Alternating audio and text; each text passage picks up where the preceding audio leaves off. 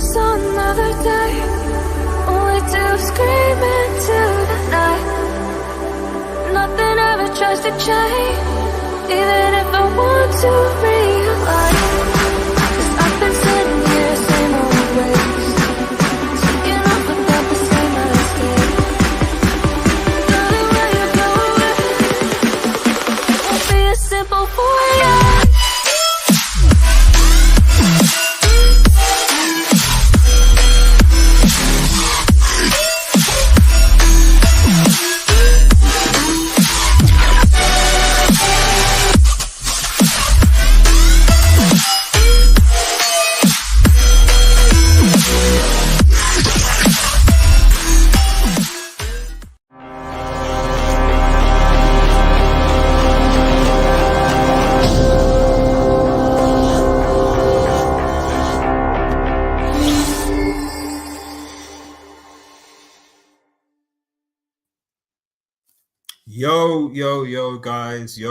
Yo, guys. It is Old Man G here, RDS, back again for another show, another United Forum, actually. So it is an open forum. That's why it's called the United Forum. So I have put the link in the description. So if you want to come on and get involved in discussion, let me know. Apologies, guys. I've been trying to do so many shows, but I tried commuting this week for work, and yeah, it was draining. It was tired. It was very difficult for me to do shows and stuff like that. So, but we're back on the weekend one anyway.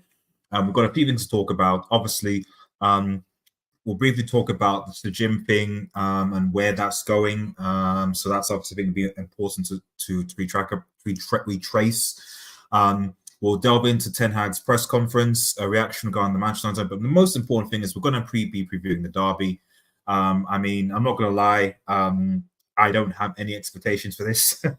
I think this is going to be a very, very difficult game. We are at home. I'd have liked for us to have built the momentum going into this game. But when you look at how United are playing, yes, we won 3 wins back to back, but I mean, against Copenhagen, against Sheffield, against Burnley, we weren't even convincing against any of those 3 guys. Sheffield, Burnley, and the Copenhagen, if they had clinical finishes, could have caused a problem. So it's quite possible that Manchester United could be in a bit of pickle tomorrow. So, but anyway, we'll get to that later. But remember, if you are new to the channel, to like, share, and subscribe to Red Devils 2 Joe. Follow us on Twitter at We Are United X. Smash that notification button, etc., etc. And big up Stephanie, who's just said big up RDS in the chat, and big up those in the chat and those who will be watching as well later. I really, really appreciate it, guys. So let's get straight into the show. So I think the first thing I was talking about, big up Rasmus, man. Hope you're doing well, buddy. Hope you're doing well, man. Is the gym delay.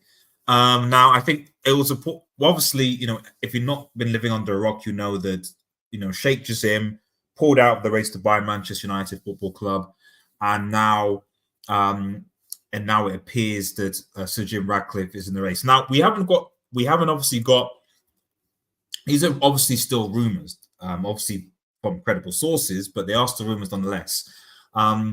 We haven't actually got anything which was definitive that the deal is actually going to happen. Now, I still think it will. I think one of the main reasons that Sir Jim Ratcliffe Sir Jim pulled out was because of the Sir Jim interest and the deal with the Glazers. However, the fact that there's been, we haven't heard much, there's been a delay, makes me think that there's stuff going on. And according to reports, obviously, it appears that there could be an issue regarding essentially the control, the footballing control of Manchester United when it comes to Sir Jim.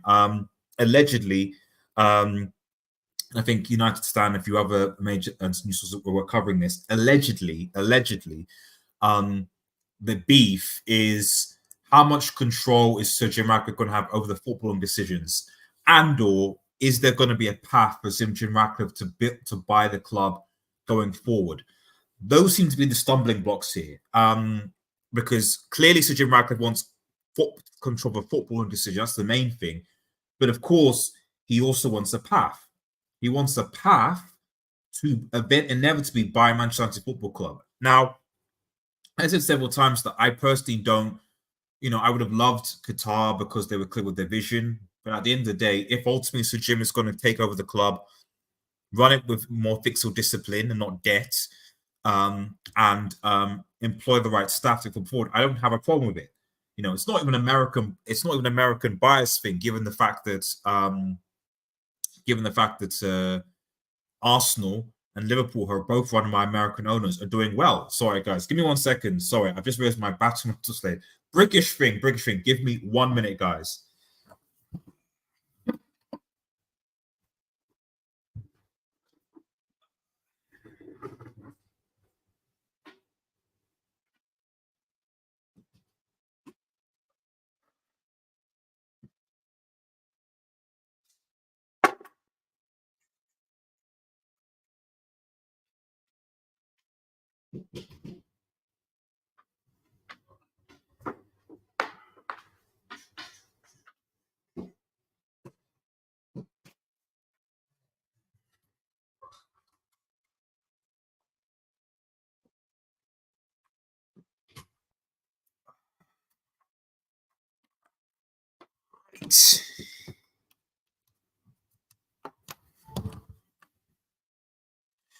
Right, sorry about that, everybody. And apologies if the lighting has slightly been affected, so not massively, but we're good to go. Apologies about that. That was quite unprofessional of me, but I didn't realize that my battery on my computer was on laptop was down. I can't believe the rumors the Glazers took loans for summer transfer, which made our debt rise to £800 million. Yes, I mean that is obviously in the I think in the discussion. And obviously fuels. I mean, United don't have any money at the end of the day. United are broke. United don't have any money. We know that. We know that. At the end of the day, we know that Manchester United do not have any money. What can you do? But at the end of the day, I think that if you're Manchester United Football Club, and if you're the Glazers, who clearly, I mean, I say this several times, that the Glazers, predominantly Avram and Joel, all they were concerned about is getting investment. I generally don't believe that they want to sell. I think that, of course, they would have sold for a ridiculous amount. Of course, they would have. If Qatar had given like 11 billion or 12 or something, 20 billion or something, of course they would have sold. They'd be like, yeah, happy days. But the key thing is that they were pushing more for him because they didn't want. I generally don't think the Glazers, as in Avram and Joe, didn't want to sell. And when Ratcliffe gave them the minority stake option, I'm just curious as to whether Ratcliffe generally believes that the Glazers are going to hand him over control or give him a pathway to buy. I'm not sure. I generally am not sure whether that's going to be the case personally. But we'll see what happens. Watch this space, obviously. But you know, it is interesting that despite all the news, despite the official information is out, we're still, because I mean, because people, it's almost like, okay, people think like it's over, but it's not over. The sale process is not over, because Sir Jim Ratcliffe potentially could also walk away, or they might not reach an agreement. All we know is that Sir Jim Ratcliffe is the only one still in the race to buy Manchester United. There's not been an official announcement or agreement that a deal has been agreed between Sir Jim Ratcliffe or the Glazers. Everything's still up in the air. So until I see agreed investment, etc., this is what's going to happen. I think people need to relax. You know, that's personally what I'm saying, because methinks at best he's going to get he's potentially going to get ownership. What's inevitably going to happen is that I think, like Arsenal, like you and a few others, he's just going to be a permanent, at least until the Glazers decide to sell minority stake on it. But that's what I think anyway. Make sure you like the vid, guys, and subscribe if you're new. Like I said, if you're wanting to come on, this is an open forum. I will just pin the link in the. Yeah, I'll just pin it at the top so it's there if you want. Let's have a quick look at some of these comments. I don't know what Cooper is saying, if you can clarify. And Big Up Ant says, people in Rennes, you still owe nearly 200 million in transfer and someone's on top of debt. Exactly. Poor management. But we've known this. I know this. I know this. Big up Matthew in the chat. Big up Rob in the chat. Are you feeling confident? We're going to get to the derby, but the short answer to that question is not particularly. Not from what I've seen from Manchester United. And big up everyone. Ilyas Long, and we're going United isn't a football club anymore. I don't disagree with that. What shares of Sejima and Ineos actually buying Classic? I'm not sure. And to be honest, I'm going to have to get Tom when he's sort of recovered from his family bereavement. I have a question for him. We'll talk about him. So, but Tom's on a leave for until due notice. You think the Glazers will just give Rat 20%? No chance. All spin from English criminals. It's possible. It's possible. I certainly think they'll make it harder for them to complete a full sell in the future, and I think that's the key thing here. Really, I think they're happy to. They're happy to cede investments to a club. There's no doubt about that. But whether they'll cede control, I don't know. And Matthew says, "Do you think the Ronaldo interview played a part in the Glazers' cause?" No, I don't think so. I don't think so. Although Ronaldo, a lot of stuff in the interview that Ronaldo said, was right. If you want to keep it style, if you want to go there. But yeah, I think this is one of those things of watch this space. Let's see what happens, but expect more news. Expect more news essentially. Let's move on to the big. Let's move on to big things. So obviously Manchester derby coming up, and this is where the bulk of the show is going to be at. United, obviously. I'm happy today. I mean, one of my favorite upcoming players, Jude, did the thing in the El Clasico, and Chelsea took a massive L. So at least I know that whatever happens tomorrow, United is still going to be above Chelsea. We're not going to be in the bottom half of the table. So I know that at least. So that's something. But this is a massive game. This is a massive game at Old Trafford. I'm not going to lie, I'd be incredibly gassed if Manchester United were able to beat City. We'll come to the press conference reaction in a little bit. There are a few things that Ten Hag talked about. But if I'm honest, I'm quite nervous. And we'll obviously come to start 11 score prediction. So you know the score, guys. But yeah, if I'm honest, guys, I'm quite nervous. I generally am quite nervous about this game, about this fixture. United have not played well, I don't think, at all this season. We've not played Luton Town yet, but I mean, this whole season against Burnley, again, if you look at the games when we beat Wolves, we beat Wolves, but we were poor. We got the goal, yes, from Varane, but they should have potentially had a penalty from Onana. Nottingham Forest were 2-0 down at home. We come back, yeah, but poor throughout. Crystal Palace couldn't break the pass down, poor. Galatasaray lost at home, poor. Sheffield United away and Burnley away, difficult. I mean, they're away fixtures, so fair enough, against bottom side. So I'm not saying they're going to be easy, but we didn't play well at all. And, I confess that a contributing factor to that is the injuries that Manchester United have. We're in the defense, we're playing a makeshift back four oftentimes, and that doesn't obviously help with the build-up play. The midfield is at times imbalanced, and I put that on Ten Hag. I think you have to ask question marks as to how and why. And I said this several times, I don't really understand the purpose of buying in Mason Mount. Now Mason Mount's on the bench because Ten Hag realizes. I think Ten Hag bought Mason Mount because he thought that he could do the De Jong role. And I'm like, I don't know whether that's because he watched tapes or videos, but anyone with decent scouts knowledge will know that Mason Mount is not Frankie De Jong. So you can't play Mason Mount and Bruno together because they occupy the same space. He tried shoving Bruno out to the right. That doesn't work. So Bruno plays out of position. Mason Mount then goes into his position and has an okay game. And Bruno's a terrible game, and people state it. And now he's dropped Mason Mount effectively, despite him being fit. So it's weird. It's weird, that one. United, and then on top of that, our attackers, even when we get to the final third, our attackers just don't seem to know to score. Rashford form has been atrocious. Anthony even worse. Højlund just, it's difficult for him to opt to even give him chances. It's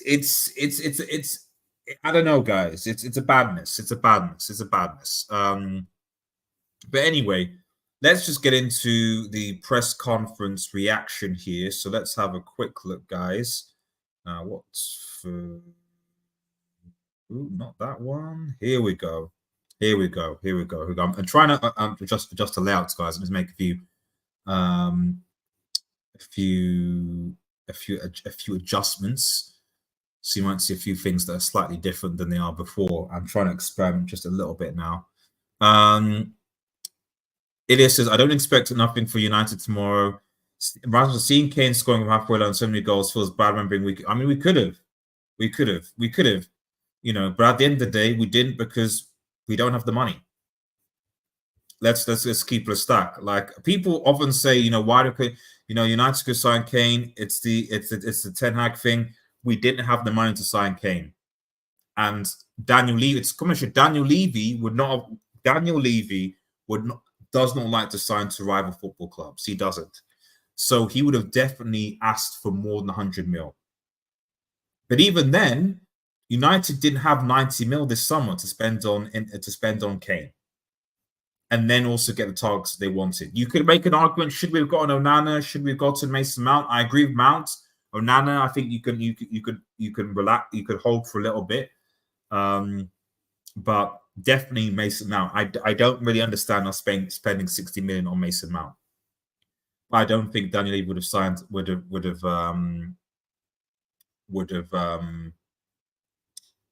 I don't think Daniel Levy would have sold us anyway. Personally, for me, I just don't think it was happening. Rob says, I think Bruno will play on the right, which Adrian tends to do in the big games for an extra man in midfield. I think I don't disagree with that, and I'm going to come to my starting them in a second. Your team looks devoid of coaching, but I reckon is caught between two schools of thought since he had to abandon his system in the first in order to get results. Yeah, this is the thing. I mean, if you look at the way that I saw some old Ajax clips to Pyro, and like, clearly Ten Hag can coach, because Ajax, the way that Ajax are playing was absolutely breathtaking. So, but this is the thing, is that, like, this is the issue that with a lot of Manchester United players, coaches that come in, is that, and that Ole had to deal with, and sort of Mourinho had to deal with, is that you've got players that are in that can't play your system well, but you have to get results. So you have to make it work. And that's what people forget. It's like, oh, Ten Hag's a terrible coach. You can't coach. Is like, yeah, but a lot of these players are, you see that when you look at some of the younger players, when you're young, i.e. less than 25, you can still be coached. You can still learn. When you are older, when you're more senior, like say Rashford, for example, it gets harder to coach because it's difficult for you to learn new things. So it's just about reinforcing what you already know and doing it well. And that's where Manchester United are. So you look at that squad: Bruno, McTominay, Varane, Maguire, Casemiro, Rashford, Martial. All these are either old or experienced players. And it's going to be very difficult to get them to mentally change the way they think and play football. And that's why youth is important, in my personal opinion. And yeah, to be fair, none for Levy would cave in, because even we stayed away because it seemed was going to. Yeah, exactly. I agree, buddy. I agree. So let's look at this press conference from Erik ten Hag. So he's asked. Says, in terms of the squad sharing this weekend, will Casemiro be able to start? And is it right that Aaron Wan-Bissaka has resumed first team training? Yes, Aaron was training today, and Cas is a race against goal. So Casemiro is a doubt. And if I'm honest,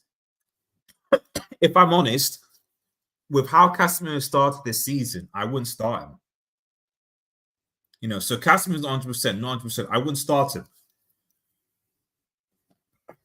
I'll come to it when we do the predictions, but I wouldn't start Casemiro.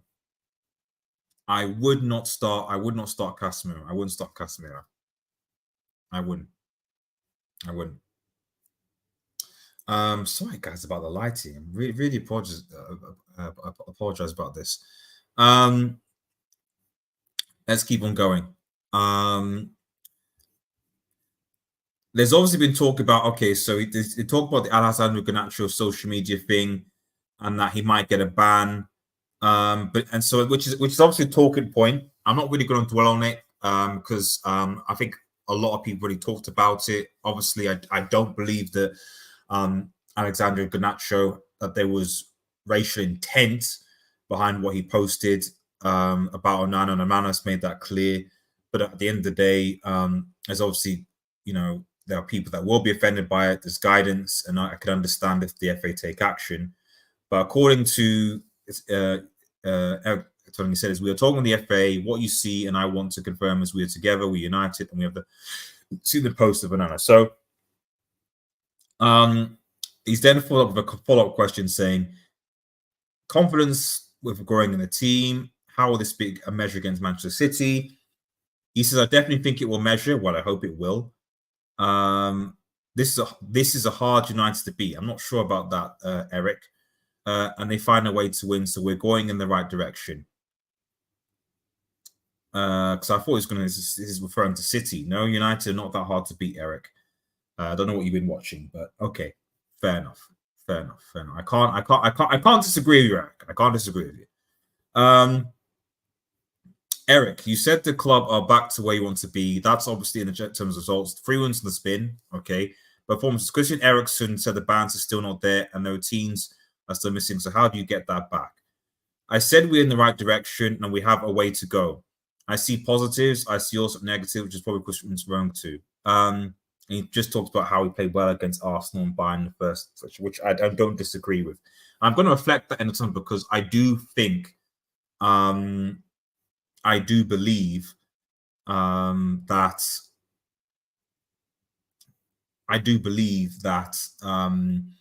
Eriksen should actually start, and I think that will reflect in the game as well. This was what I think. Possibly, well, you'll see.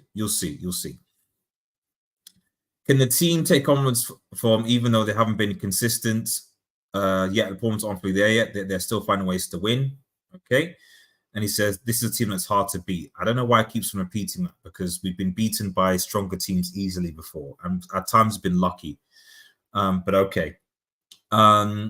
He goes on to talk about the attack, what's issuing, what's the concern with the attack being effectively dead. And he's like, fault, it's cooperation.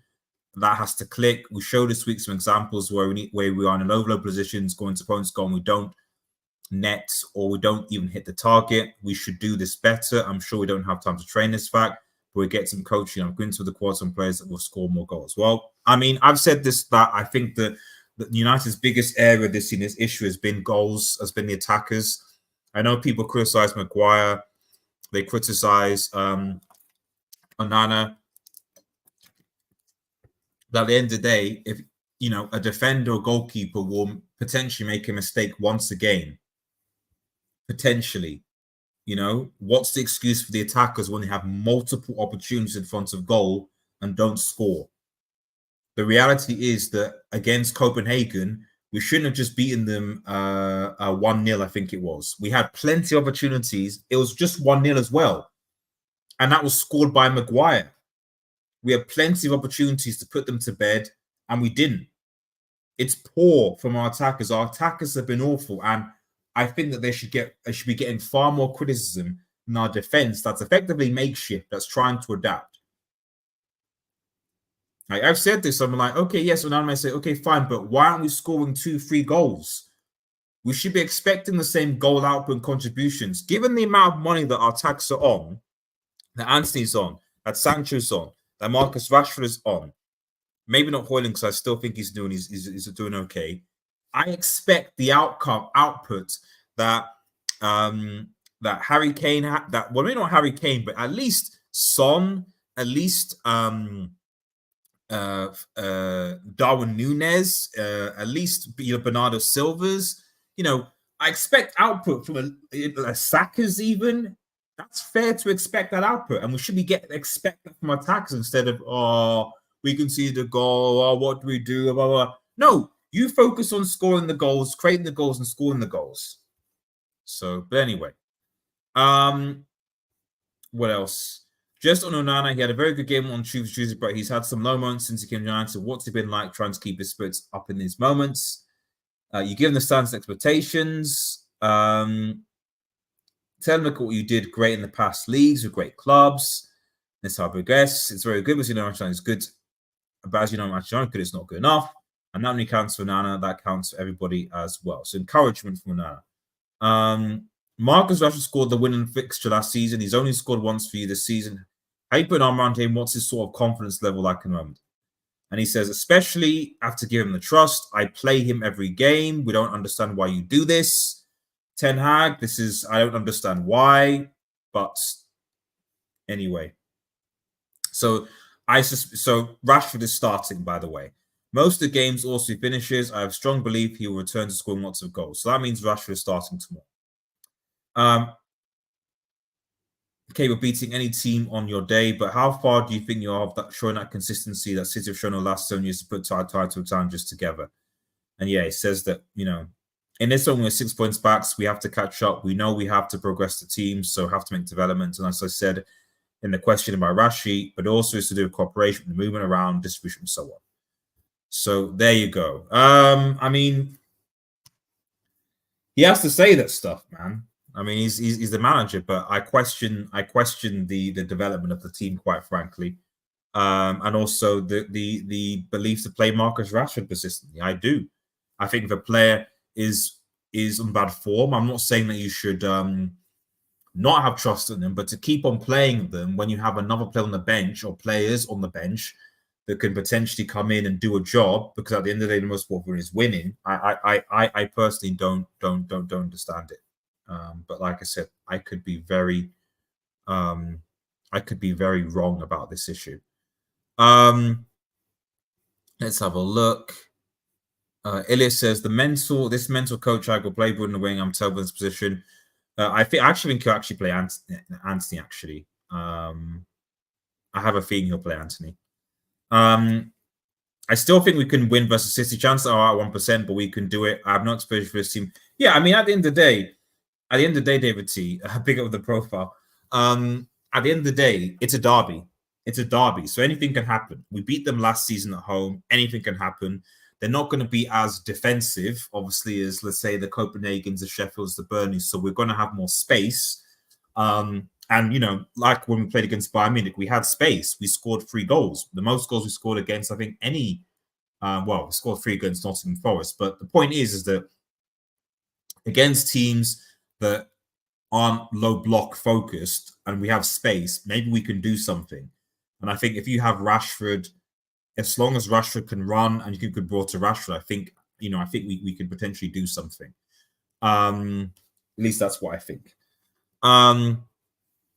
Dude, buying a cooking and dude, buying a cooking, dude. I need to apologize to Jude. My agenda ends today. He did it against Madrid. He's on Musiala, level. Yeah, I mean, big up Jude, man. That brace. Bayern were cooking. Bayern look good. I still think they need a DM, a holding midfielder. Hey, McTominay's available, scoring goals, but yeah. Bayern have won the Bundesliga as well as far as I'm concerned. It's just what can they do in the CL? Personally, I'm telling we play business football, and worse than that, I'm taking totally balanced philosophy, and now it feels like all tactics counter-attack crap. Well, but this is the thing, Rasmus, is that I think it's important to establish that we need to, I think, be realistic that a lot of the players, I said this at the beginning of the stream, is that when we talk about play or manager implement a way of style, attacks, etc., you can only really do that when it's a combination of things. One, the coaching staff that you have that you can bring. So it's not just a manager that does it, but it's also the coaching staff the manager can bring. So that's the first thing. The second thing is the players at your disposal. And like I said, the older the players are, the harder it is to learn new things and adapt. I believe it's a lot easier for younger players to adapt to new systems than it is for older players, especially if they played under multiple different managers. And I feel like United are much more comfortable in a counter-attacking style.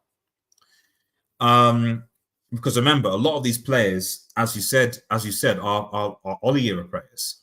Not all of them, but all the defense, pretty much, aside from Lisandro Martinez, the ones we've got available, Maguire, Evans might as well be, Dalot, Wan-Bissaka, Varane, Casemiro, Rashford, sorry, not Casemiro, sorry, Rashford, McTominay, Ahmad, Palestri. So many of all these players, most of it was our Ollie signings. So, and like I said several times, it almost feels like he wanted De Jong in order to do that. He couldn't get it, so you got to make shifts. So that's being a manager, and I think that essentially what I'm saying is that, and this is why when people say we're gonna sack him, it's like I don't see a new manager coming in and playing any differently. Maybe they might be more successful wins, but I don't think they're going to be having much change because it's multifactorial. Man United first need to sell these bums and place them. You need to get rid of players and let you down. Well, exactly. Big up SSB in the chat, man. Rasmus and Watt, who's United coach, even Pep will fix this. Batham says, "Oh my god, I've just got in for the Fury fight. Is the gym to delay just the Securities Commission stuff?" Probably. Right, let's quickly get in because I see obviously everyone's joining the chat. Let's actually go on to the starting. I'll let this what I think the starting 11 is going to be. So this is going to be interesting. For goodness sake. Let's go. Oop. Sorry about that. I don't know what that was.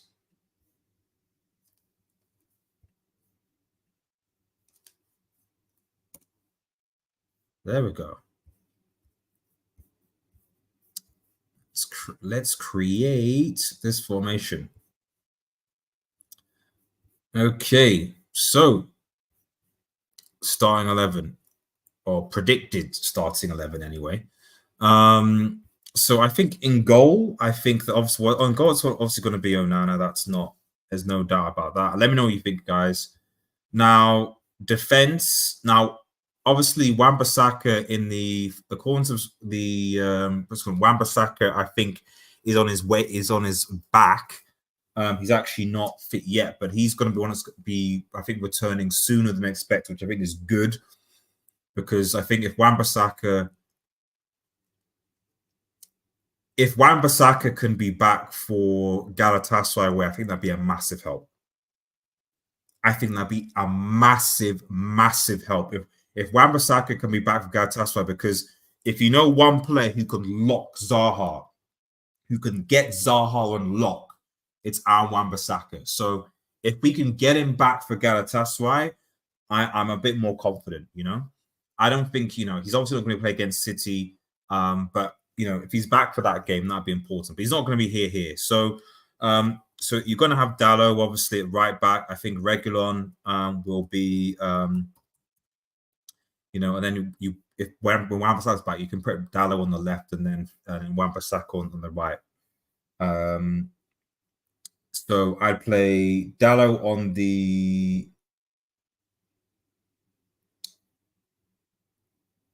I played Dalot on the... I think I've seen a thing. Yes, that's what I do. I play Dalot on the left and I play Wan-Bissaka on the right. Wan-Bissaka needs to go up against Azar, because Azar's going to be on that side, and Wan-Bissaka every time is going to have basically keeps him in his pocket, and they know each other. So I would definitely do that. It's just a must if he's available. Anyway, back to the formation. So Dalot, Reguilon. The centre backs is interesting. I think that you stick with the winning formation. Varane, and then Maguire obviously come in. I think Maguire has been solid. This is going to be a difficult test for him. Obviously, the lack of pace, I think, doesn't help, and I think he's going to need protection. But he's good in the air. Scored obviously goal in the air, crosses, clearances, going up against Haaland. I would play Maguire. I think Lindelof has been okay-ish, but Maguire right now has probably played himself to at the very least be the third choice centre back ahead of Lindelof. I wouldn't be mad if Lindelof comes in there, but Maguire has done okay. So you bring him in, and he's on a successive number of wins. Keep up his confidence up. There you go. Now the midfield is where things get interesting. I don't think Casemiro will start. I don't know why have I not put Onana here. It's a rush against time.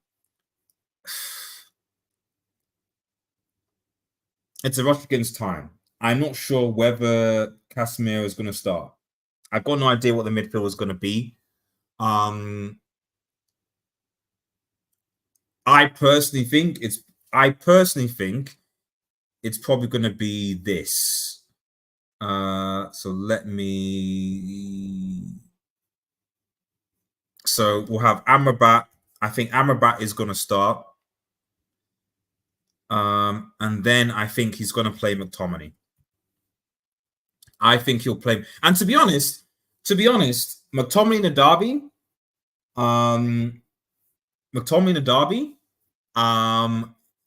can actually be clutch.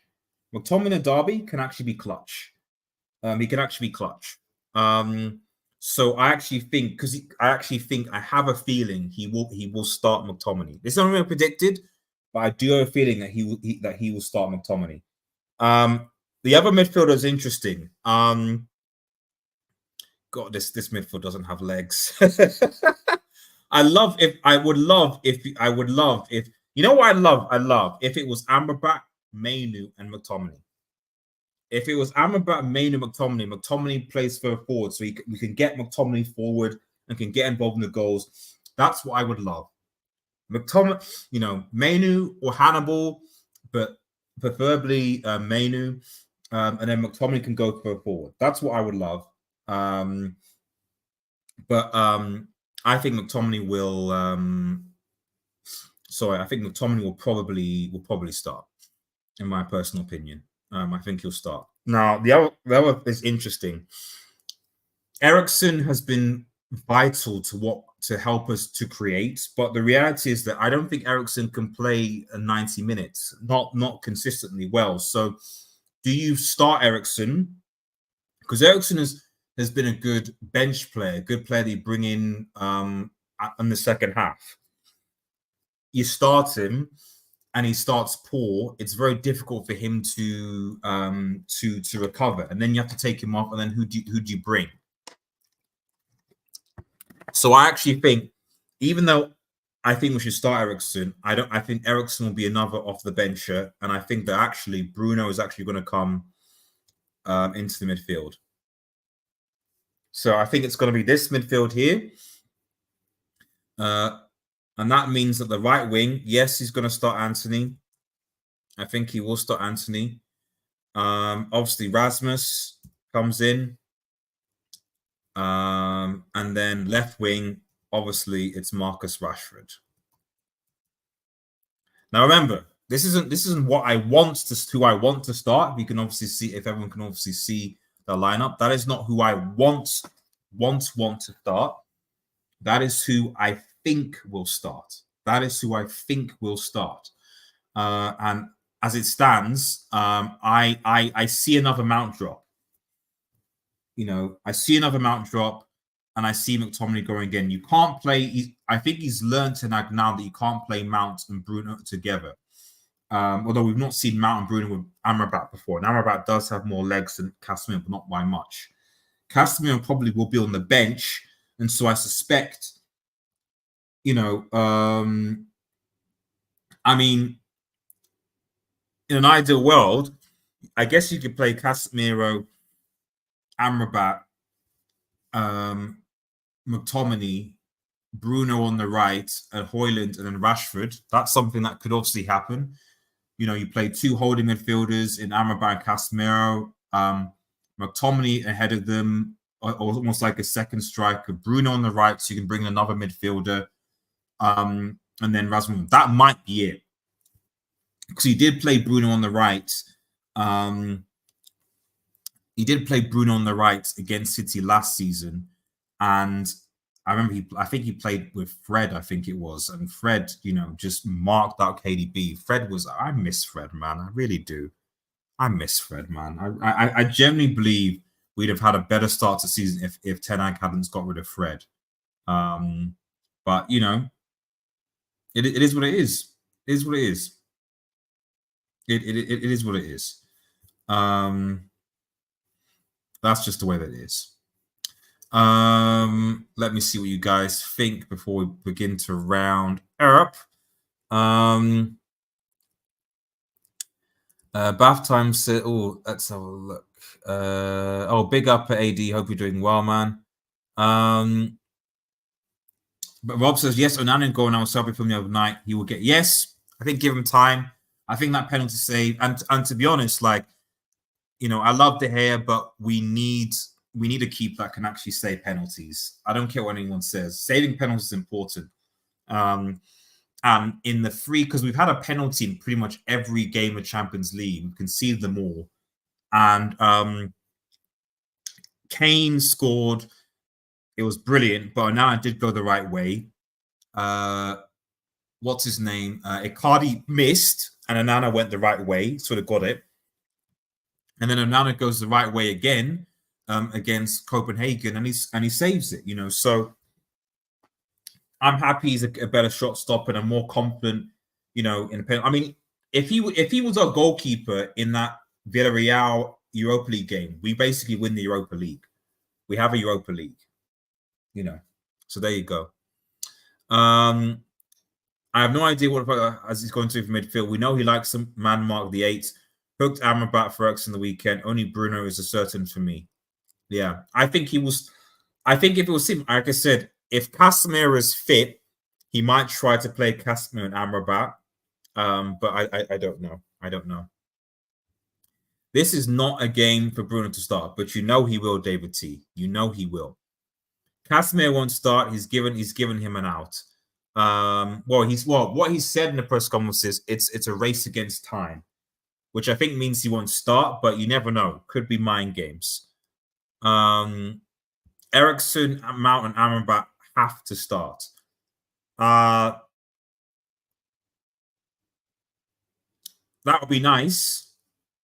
That would be nice, but I don't think. But has that ever happened?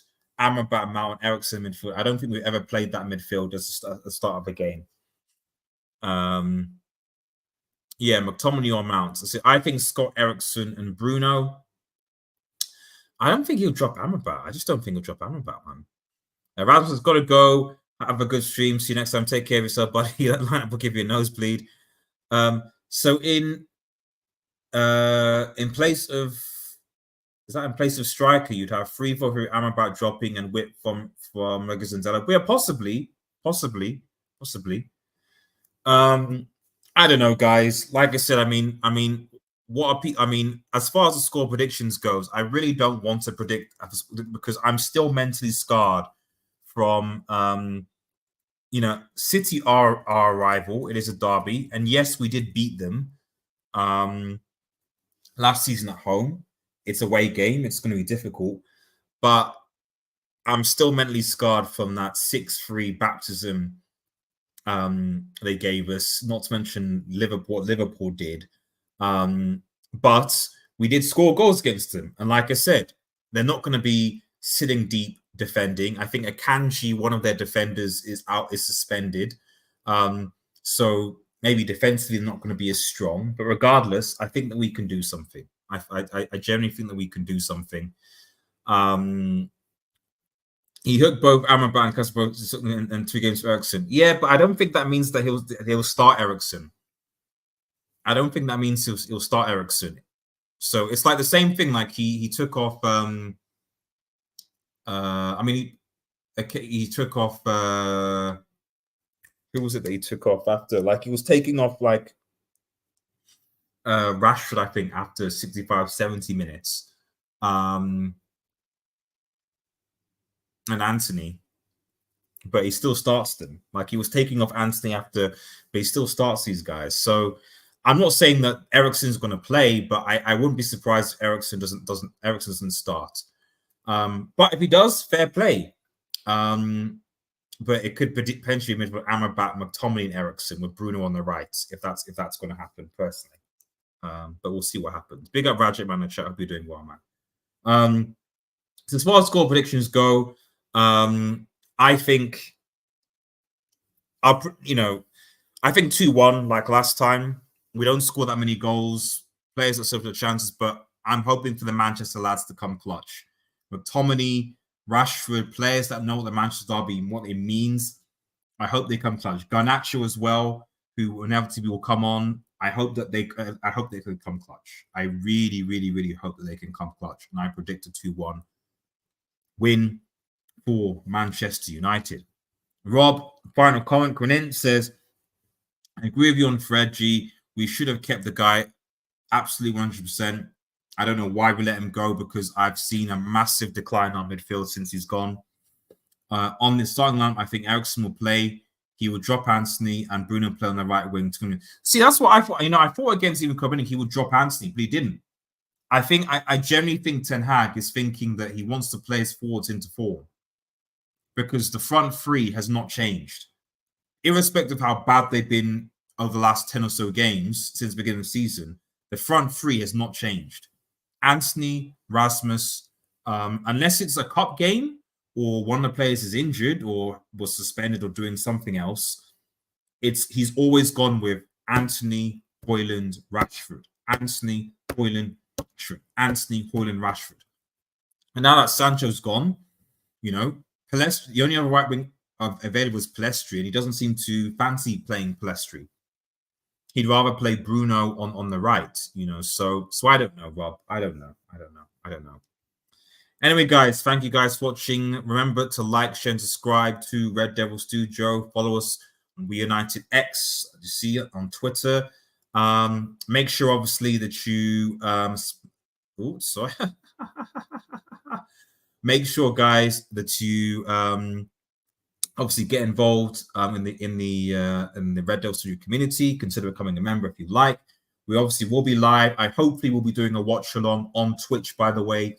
I'll be doing a watch along on Twitch tomorrow for the Manchester United derby, with a match reaction coming out afterwards as well. We will be doing a watch along.